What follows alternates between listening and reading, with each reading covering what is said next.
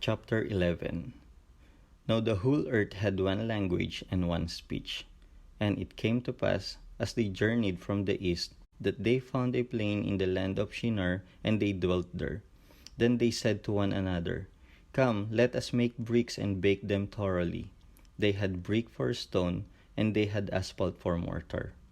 And they said, Come, let us build ourselves a city, and a tower whose top is in the heavens.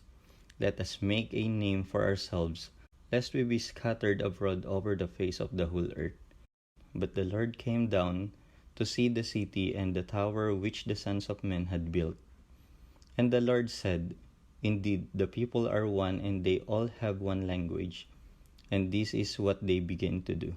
Now nothing that they propose to do will be withheld from them. Come, let us go down and there confuse their language, that they may not understand one another's speech. So the Lord scattered them abroad from there over the face of all the earth, and they ceased building the city. Therefore its name is called Babel, because the Lord confused the language of all the earth, and from there the Lord scattered them abroad over the face of all the earth. This is the genealogy of Shem. Shem was 100 years old and begat Arpachshad 2 years after the flood. After he begat Arpachshad, Shem lived 500 years, and begat sons and daughters. Arpachshad lived 35 years and begat Salah. After he begat Salah, Arpachshad lived 403 years and begat sons and daughters. Salah lived 30 years and begat Eber. After he begat Eber, Salah lived 403 years and begat sons and daughters. Eber lived 34 years and begat Peleg. After he begat Peleg, Eber lived 430 years and begat sons and daughters. Peleg lived 30 years and begat Ru. After he begat Ru, Peleg lived 209 years and begat sons and daughters. Ru lived 32 years and begat Serug. After he begat Serug, Ru lived 207 years and begat sons and daughters. Serug lived 30 years and begat Nahor. After he begat Nahor, Serug lived 200 years and begat sons and daughters. Nahor lived 29 years and begat Terah. After he begat Terah, Nahor lived 119 years and begat sons and daughters. Now Terah lived 70 years and begat Abram, Nahor, and Haran. This is the genealogy of Terah. Terah begat Abram, Nahor, and Haran. Haran begat Lot. And Haran died before his father Terah in his native land, in Ur of Chaldeans. Then Abram and Nahor took wives.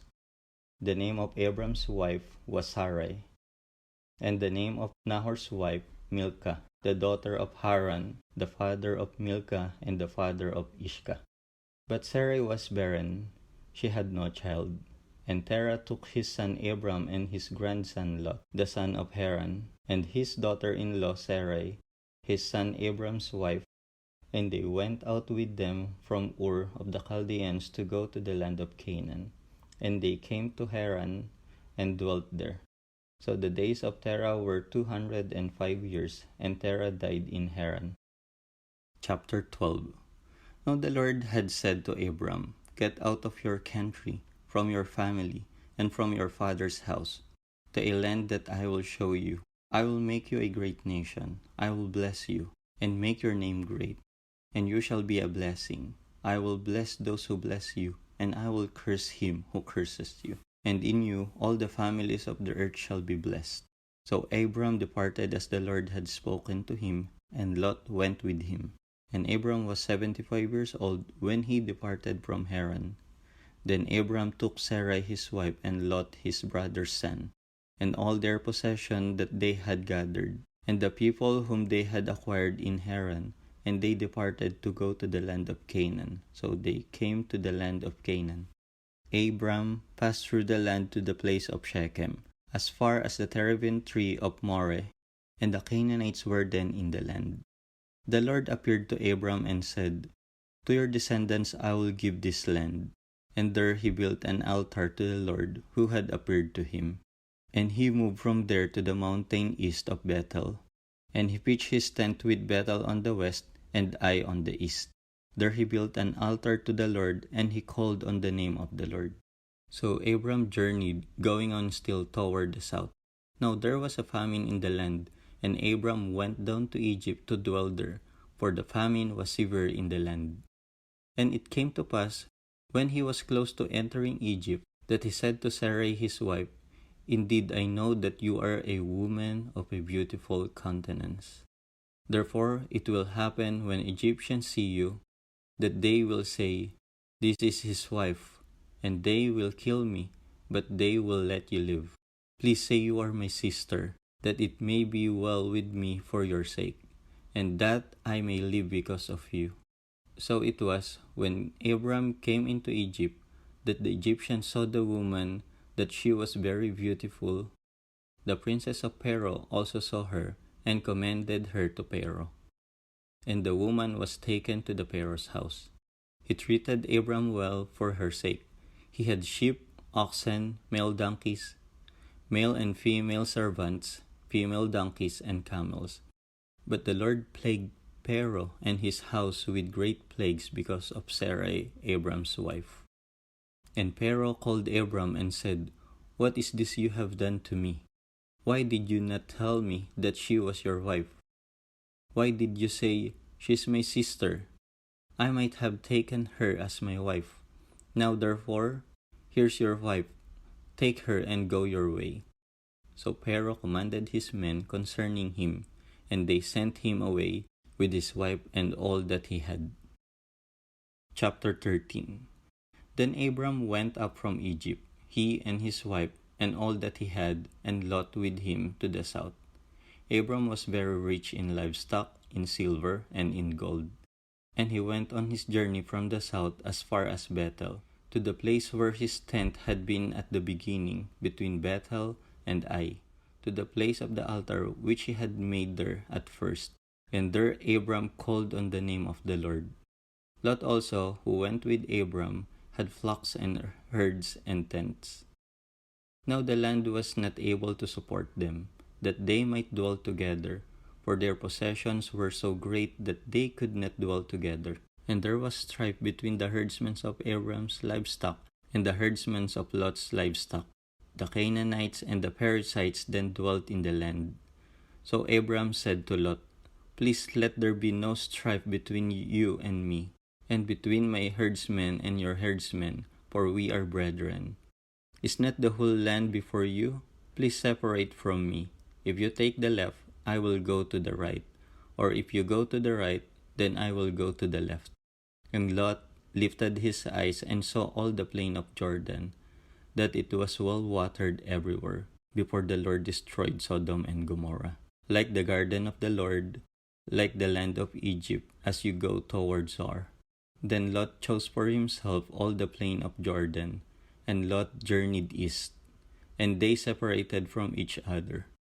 Abram dwelt in the land of Canaan, and Lot dwelt in the cities of the plain, and pitched his tent even so far as Sodom. But the men of Sodom were exceedingly wicked and sinful against the Lord. And the Lord said to Abram, after Lot had separated from him, Lift your eyes now and look from the place where you are, northward, southward, eastward, and westward. For all the land which you see I give to you and your descendants forever. And I will make your descendants as the dust of the earth, so that if a man could number the dust of the earth, then your descendants also could be numbered. Arise, walk in the land through its length and its width, for I give it to you. Then Abram moved his tent, and went and dwelt by the terebinth trees of Mamre, which are in Hebron, and built an altar there to the Lord. Chapter 14. And it came to pass in the days of Amraphel, king of Shinar, Arioch, king of Eleazar, Kedorlaomer, king of Elam, and Tidal, king of nations, that they made war with Bera, king of Sodom, Birsha, king of Gomorrah, Shinab, king of Admah, Shemeber, king of Zeboim, and king of Bela, that is Zor. All these joined together in the valley of Siddim, that is the Salt Sea. 12 years they served Kedorlaomer, And in the 13th year they rebelled. In the 14th year, Kedorlaomer and the kings that were with him came and attacked the Rephaim in Ashtaroth Karnaim, the Zuzim in Ham, the Emim in Shaveh Kiriataim, and the Horites in their mountain in Seir, as far as El Paran, which is by the wilderness. Then they turned back and came to En Mishpat, that is Kadesh, and attacked all the country of Amalekites, and also Amorites who dwelt in Hazezon Tamar. And the king of Sodom, and the king of Gomorrah, the king of Admah, the king of Zerobim, and the king of Bela, that is Zor, went out and joined together in the battle in the valley of Siddim, against Kedorlaomer, king of Elam, Tidal, king of nations, Amraphel, king of Shinar, and Arioch, king of Eleazar, 4 kings against 5.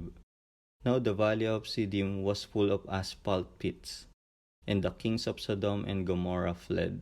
Some fell there, and the remainder fled to the mountains. Then they took all the goods of Sodom and Gomorrah, and all their provisions, and went their way. They also took Lot, Abram's brother's son, who dwelt in Sodom, and his goods, and departed. Then one who had escaped came to told Abram the Hebrew, for he dwelt by the terebinth trees of Mamre, the Amorite brother of Eshcol, and brother of Aner, and they were allies with Abram. Now when Abram heard that his brother was taken captive, he armed his 318 trained servants who were born in his own house, and went in the pursuit as far as Dan. He divided his forces against them by night, and he and his servants attacked them and pursued them as far as Hobah, which is north of Damascus. So he brought back all the goods, and also brought back his brother Lot and his goods, as well as the woman and the people. And the king of Sodom went out to meet him at the valley of Shaveh, that is, the king's valley, after his return from the defeat of Kedorlaomer and the kings who were with him. Then Melchizedek, king of Salem, brought out bread and wine. He was priest of God Most High. And he blessed him and said, Blessed be Abram of God Most High, possessor of heaven and earth. And blessed be God Most High, who has delivered your enemies into your hand. And he gave him a tithe of all. Now the king of Sodom said to Abram, Give me the persons, and take the goods for yourself. But Abram said to the king of Sodom, I have raised my hand to the Lord God Most High, the possessor of heaven and earth, that I will take nothing from a thread to a sandal strap, and that I will not take anything that is yours, lest you should say, I have made Abram rich, except only what the young men have eaten, and the portion of men who went with me. Aner, Eshcol, and Mamre, let them take their portion. Chapter 15. After these things the word of the Lord came to Abram in a vision, saying, Do not be afraid, Abram. I am your shield, your exceedingly great reward. But Abram said, Lord God, what will you give me, saying I go childless, and the heir of my house is Eleazar of Damascus? Then Abram said, Look, you have given me no offspring. Indeed, one born in my house is my heir. And behold, the word of the Lord came to him, saying, This one shall not be your heir, but one who will come from your own body shall be your heir. Then he brought him outside and said, Look now toward heaven, and count the stars if you are able to number them. And he said to him, So shall your descendants be. And he believed in the Lord, and he accounted it to him for righteousness. Then he said to him, I am the Lord, who brought you out of Ur of Chaldeans, to give you this land to inherit it. And he said, Lord God, how shall I know that I will inherit it? So he said to him, Bring me a 3-year-old heifer, a 3-year-old female goat, a 3-year-old ram, a turtle dove, and a young pigeon.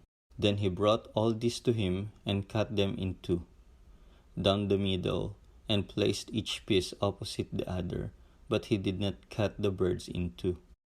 And when the vultures came down on the carcasses, Abram drove them away. Now when the sun was going down, a deep sleep fell upon Abram. And behold, horror and great darkness fell upon him. Then he said to Abram, Know certainly that your descendants will be strangers in a land that is not theirs, and will serve them, and they will afflict them 400 years. And also the nations whom they serve I will judge. Afterward they shall come out with great possessions. Now as for you, you shall go to your fathers in peace. You shall be buried at a good old age. But in the fourth generation they shall return here, for the iniquity of the Amorites is not yet complete. And it came to pass, when the sun went down, and it was dark, that behold, there appeared a smoke oven and a burning torch that passed between those pieces. On the same day the Lord made covenant with Abram, saying, To your descendants I have given this land, from the river of Egypt to the great river, the river Euphrates. The Kenites, the Kenizzites, the Cadmonites, the Hittites, the Perizzites, the Rephaim, the Amorites, the Canaanites, the Girgashites, and the Jebusites.